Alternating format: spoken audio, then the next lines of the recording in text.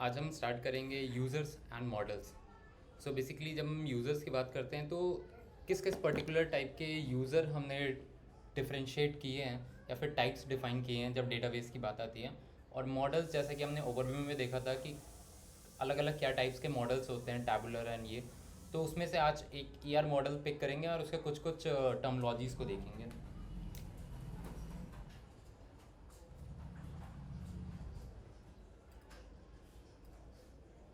तो गाइज जब यूज़र्स की बात आती है तो बेसिकली हमारे तीन टाइप के होते हैं। एक होते हैं डीबीए, मतलब डेटाबेस एडमिनिस्ट्रेटर।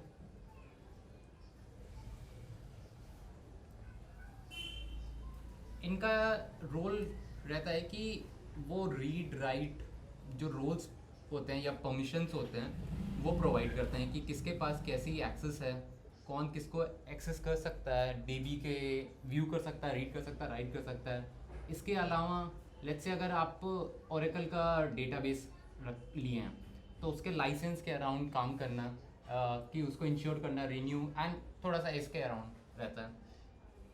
सेकेंड रोल होता है मेजरली जो कि प्रोग्रामर, जो कि हम कोड कर रहे होते हैं एसक्यूएल में। ये हमारा रोल होता है कि जिसे हम प्रोग्रामर या डिज़ाइनर कहते हैं। यहाँ डिज़ाइनर का मतलब ग्राफिकल डिज़ाइनर नहीं बल्कि डेटाबेस डिज़ाइन करने वाला। तो इनका क्या काम रोल होता है, जो भी मैनिपुलेशंस होते हैं डेटाबेस में वो बेसिकली लाइक प्रोग्रामर्स डिज़ाइन करते हैं कि क्या एसक्यूएल क्वेरीज होंगे and so on. And fine and जो लास्ट वाले होते हैं वो एंड यूज़र हैं, जो कि एक्चुअल में डेल्टा लेके आ रहे हैं डीबी में।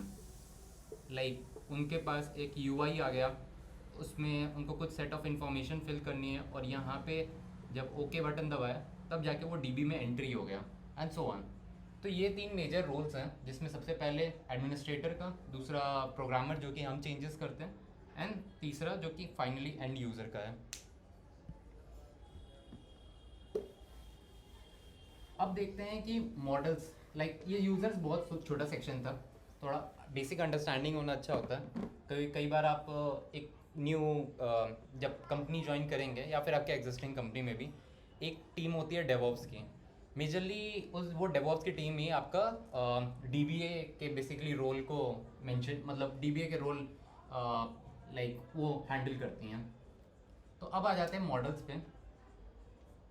तो मॉडल्स में मैंने बताया था कि लाइक कई तरह के मॉडल्स होते हैं। मॉडल्स का मतलब क्या मैंने लास्ट टाइम बताया था कि लॉजिकल स्ट्रक्चर जो कि मेरा डेटाबेस का होता है उसे मैं मॉडल कहते हैं। जैसे कि मेरे मेरा डेटाबेस का लॉजिकल स्ट्रक्चर टैबुलर हो सकता है, मेरे डेटाबेस का लॉजिकल स्ट्रक्चर एक्सएमएल हो सकता है, इवन वो ट्री बेस्ड हो सकता है लाइक हायरार्की वाले, एंड इवन वो ग्राफ बेस्ड हो सकता है जैसे कि मैंने कई सारे डिस्कस किए थे। तो इसको हम कहते हैं रिलेशनल डेटाबेस।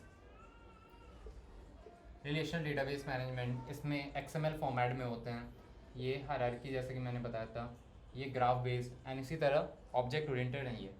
तो आज हम इसके अराउंड और हमारे आगे के भी जो लेक्चर्स होंगे वो इसमें रिलेशनल डेटाबेस के अराउंड होंगे। तो रिलेशनल डेटाबेस मेजरली आपका एंटिटी और रिलेशनशिप पे ज़्यादा बेस्ड रहता है, इसीलिए हम यहाँ पे एक टर्म यूज़ करते हैं ER, which is entity relation.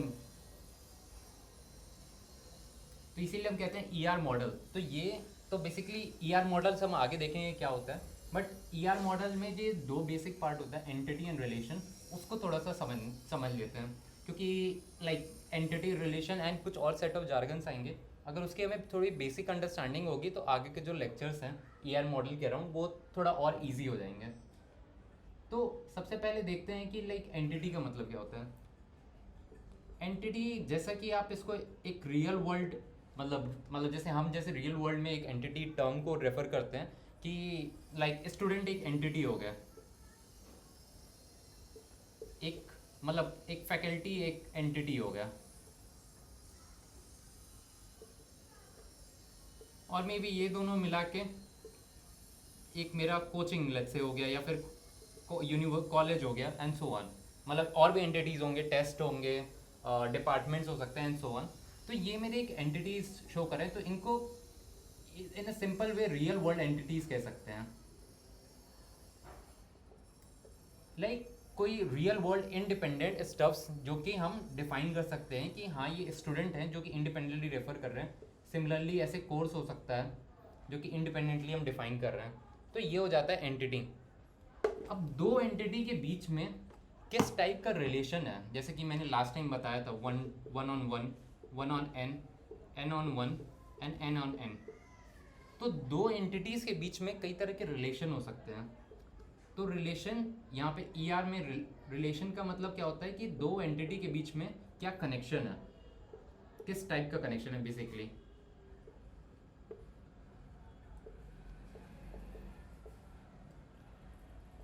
So for example जैसे मैंने लास्ट टाइम बताया था, एक स्टूडेंट लाइक इनरोल करता है, इनरोल्ड एन कोर्सेज। तो मैं ये कह सकता हूँ इस एंटिटी और इस एंटिटी के बीच में 1 to n रिलेशनशिप है, ठीक है। इसी तरह मैंने लास्ट टाइम डिपार्टमेंट्स के भी एग्जांपल दिए थे, तो आप इन सारे को रेफर करके उसको देख सकते हो। तो ये कुछ बेसिक अगेन लाइक टर्मोलॉजीज थे। इसके बाद आ जाते हैं जो कि हम मोस्टली टैबुलर डेटा रिप्रेजेंट करेंगे। तो आप ये काफ़ी क्लियरली समझते होंगे कि इसे रो कहते हैं एंड इसे कॉलम कहते हैं। तो जो हम टेबल के टर्मोलॉजी में रो कहते हैं उसे हम ER मॉडल्स के टर्मोलॉजी में टपल कहते हैं। सिमिलरली जो हम कॉलम कहते हैं टेबल्स के टर्मोलॉजी में, उसे हम यहाँ पे एट्रीब्यूट कहते हैं। तो अगर लेट्स से कि मैं बोलूँ कि यार एक ये स्टूडेंट का टेबल है, ये स्टूडेंट का टेबल है जिसमें सबसे पहला मेरा ID है, फिर नेम है, फिर एज है, फिर क्लास है। तो मैं कह सकता हूँ कि इस स्टूडेंट का जो एट्रीब्यूट्स है वो है ID, name, age and class. ये मेरे एट्रीब्यूट्स हैं जो कि उस स्टूडेंट को एक पर्टिकुलर स्टूडेंट को डिफाइन कर रहा है, ठीक है। तो रो हो गया, कॉलम हो गया, ये दोनों अगेन मतलब लाइक ये बहुत बेसिक सी चीज़ें हैं रो एंड कॉलम, बट इसकी अंडरस्टैंडिंग रहना एंड वो क्या रेफर करते हैं वो काफ़ी आगे मतलब लाइक अगर टर्मोलॉजीज पता हैं तो वो हेल्प करते हैं। अगली चीज़ आ जाती है डोमेन। डोमेन का मतलब क्या होता है? डोमेन मतलब कि लाइक डोमेन जैसे कि आपको मैथमेटिक्स में भी समझ में आता हो कि x की डोमेन क्या है बिटवीन 1 to 10 और सो ऑन। तो इसी तरह ये भी बताता है कि एट्रीब्यूट्स की डोमेन क्या होती हैं। सो बेसिकली रेंज कह सकते हैं, रेंज और acceptance value of basically means data, मतलब जो कि विथ रिस्पेक्ट टू एट्रीब्यूट। जैसे कि मेरा एज का डोमेन होगा greater than 18 let's say, and class का डोमेन हो सकता है कि between may be 6 to 10, okay. तो अलग अलग एट्रीब्यूट्स के रिस्पेक्ट में जो मेरी डोमेन्स होती है वो ऐसे हम डिफाइन कर देते हैं। अब अगला एक टर्म आता है जिसे हम कहते हैं स्कीमा। स्कीमा मतलब कि एक टेबल की बेसिकली सेट ऑफ क्या एट्रीब्यूट्स हैं। एक लाइक स्कीमा को आप समझ सकते हो ऐसे लाइक इसके लिटरल अगेन जैसे एंटिटी के लिटरल मीनिंग्स को आप पकड़ पा रहे हो, वैसे स्कीमा के भी लिटरल मीनिंग को आप पकड़ो कि उसका मतलब ये होता है कि एक्चुअल में इसका आर्किटेक्चर कैसा है। जैसे कि मैं स्टूडेंट का अगर बोलूँ तो स्टूडेंट का आर्किटेक्चर कुछ ऐसा है कि ID है, नेम है, एज है, क्लास है। तो this is schema of student table.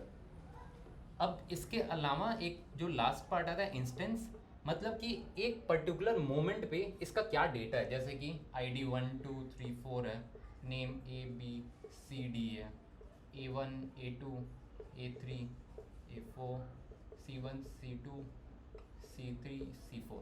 सो मैं कह सकता हूँ कि इस पर्टिकुलर इंस्टेंस पे मे बी एक टाइम T1 पे मेरा ये एक इंस्टेंस है। इंस्टेंस मतलब ये मेरा डेटा सेट अलॉन्ग विथ ये प्रॉपर स्ट्रक्चर है। कल को मेरे T2 T2 के टाइम पे कुछ यहाँ पे नल वैल्यूज आ सकते हैं, कुछ चेंजेस हो सकते हैं, तो वो मेरा डिफरेंट इंस्टेंस हो जाएगा। तो ये set of terminologies, entity, relation, row, column, domain, schema, instance, ये आगे हम जब ईआर मॉडल्स को डिस्कस करेंगे तो ये बहुत ज़्यादा फ्रिक्वेंटली आएगा।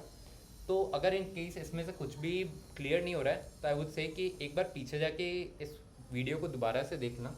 एंड एक बार समराइज़ कर देते हैं कि आज हमने इस वाले टॉपिक में लेक्चर में क्या क्या देख लिया। बहुत बेसिक से चीज़ें